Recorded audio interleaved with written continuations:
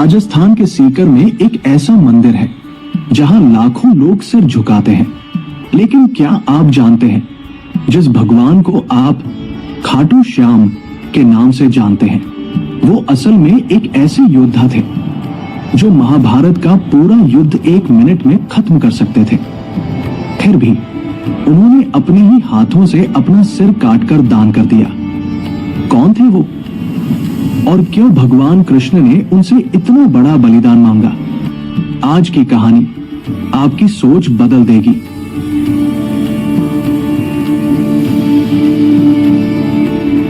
महाभारत का समय था।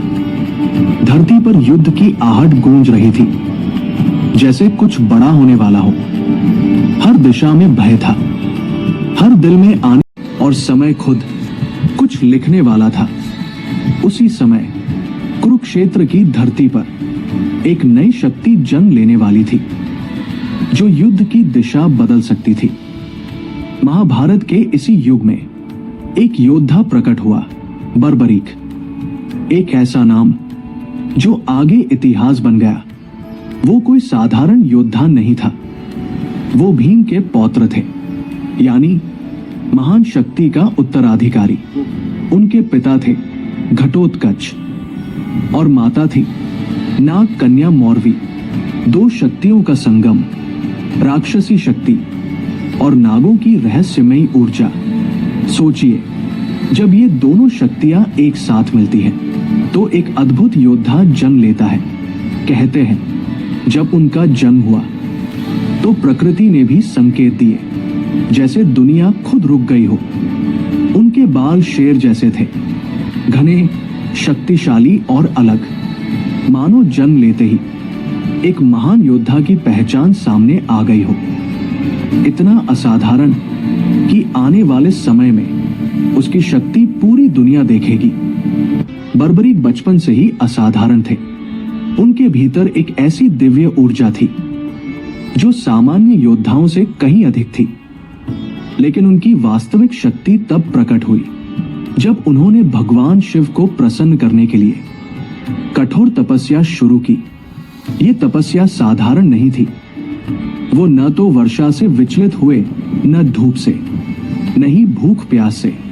अडिग मन, अटूट संकल्प और केवल एक ही लक्ष्य, शिव कृपा प्राप्त करना।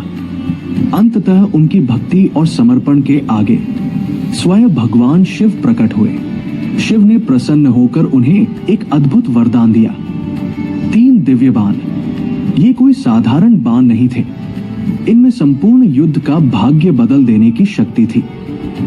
पहला बाण लक्ष्य को पहचानकर शत्रुओं को चिन्हित करता। दूसरा बाण चिन्हित शत्रुओं का संहार करता। तीसरा बाण कार्य पूर्ण होने के बाद स्वयं तर्कश में लौट आता।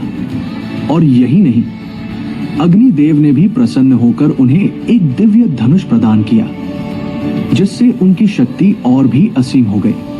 अब बर्बरीक केवल एक योद्धा नहीं थे, वे एक ऐसी शक्ति बन चुके थे जो अकेले ही तीनों लोकों को जीतने का सामर्थ्य रखते थे। जब बर्बरीक युद्ध भूमि की ओर अग्रसर थे, उनके कदम दृढ़ थे और उनका मन पूर्ण रूप से अपने लक्ष्य पर केंद्रित था। रास्ते में अचानक एक ब्राह्मण ने उन्हें रोक लिया, जिससे वो क्षण एक रहस्यमय मोड़ लेता हुआ प्रतीत हुआ। कुछ क्षणों के लिए वातावरण में एक गहरी शांति छा गई, मानो समय स्वयं रुक गया हो। वो ब्राह्मण कोई साधारण व्यक्ति नहीं था, बल्कि स्वयं भगवान श्री कृष्ण थे, जो इस परीक्षा का हिस्सा थे। उन्होंने शांत और गंभीर स्वर में बर्बरीक से पूछा कि वह इस युद्ध को कितने समय में जीत सकते हैं। बर्बरीक ने बिना किसी संकोच और अहंकार के उत्तर दिया कि वह केवल 1 मिनट में युद्ध समाप्त कर सकते हैं। भगवान कृष्ण ने उनकी बात को परखते हुए उनसे कहा कि यदि ये सत्य है तो उसे सिद्ध करके दिखाना होगा। विशाल पीपल के वृक्ष की ओर अपनी दृष्टि केंद्रित की और अपने दिव्य बाण को संधान किया। उन्होंने बाण चलाया, जो वृक्ष के प्रत्येक पत्ते को भेदता हुआ आगे बढ़ा और हर पत्ते को लक्ष्य बनाता गया।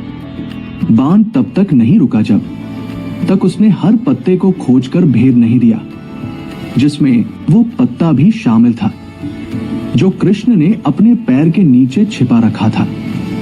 ये देखकर भगवान श्री कृष्ण ने बर्बरीक की अद्भुत शक्ति को समझ लिया और स्वीकार किया कि वो एक अपराजय योद्धा है, जिनकी उपस्थिति युद्ध के परिणाम को निर्णायक रूप से प्रभावित कर सकती है। कृष्ण सब कुछ देख रहे थे, सिर्फ युद्ध नहीं बल्कि आने वाला भविष्य भी। उन्हें पता था अगर बर्बरीक युद्ध भूमि में उतरे तो परिणाम भयानक होगा। वो हमेशा हारने वाले का साथ देंगे और हर बार पक्ष बदलते रहेंगे। युद्ध कभी खत्म नहीं होगा, हर पल संतुलन टूटता जाएगा।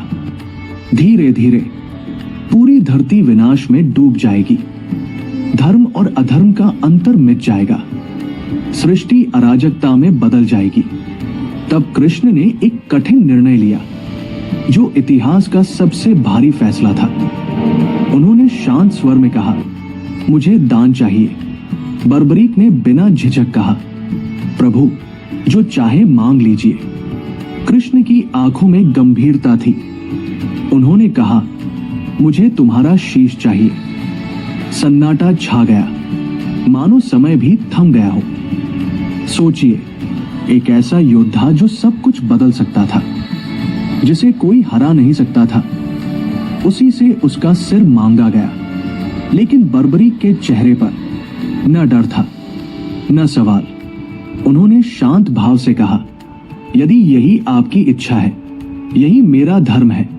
और बिना एक क्षण गवाए उन्होंने अपना शीश काटकर अर्पित कर दिया। उस क्षण एक योद्धा नहीं, एक भक्त जन्मा। इतिहास ने देखा सबसे बड़ा बलिदान, एक ऐसा त्याग जिसने महाभारत की दिशा बदल दी। और बर्बरीक हमेशा के लिए अमर हो गए। कृष्ण ने बर्बरीक के शीश को पहाड़ी पर स्थापित किया ताकि वह पूरे महाभारत का साक्षी बन सके। हर युद्ध, हर वार, हर विनाश उसकी आंखों के सामने हुआ। और फिर महाभारत का अंत आ गया। पांडु में सवाल उठा, जीत का श्रेय किसे? तब कृष्ण ने कहा, जो सब देख रहा था वही बताएगा। सबकी नजरें बर्बरीक के शीश पर टिक गई और उसने कहा, इस युद्ध का विजेता सिर्फ एक है, सिर्फ श्री कृष्ण, क्योंकि हर ओर वही दिखाई दे रहे थे। ये सुनकर कृष्ण प्रसन्न हो गए। उन्होंने बर्बरीक को एक दिव्य वरदान दिया, कलयुग में तुम श्याम नाम से पूजे जाओगे। तुम हारे हुए लोगों का सहारा बनोगे। जो टूटे होंगे वे तुम्हारे पास आएंगे। आज भी राजस्थान के खाटू में वही बर्बरीक खाटू श्याम बाबा के रूप में पूजे जाते हैं, जहां लाखों लोग अपनी उम्मीद लेकर आते हैं। ये कहानी सिखाती है वचन, भक्ति और त्याग। अगर आप मानते हैं, दिल से कहिए, जय श्री श्याम।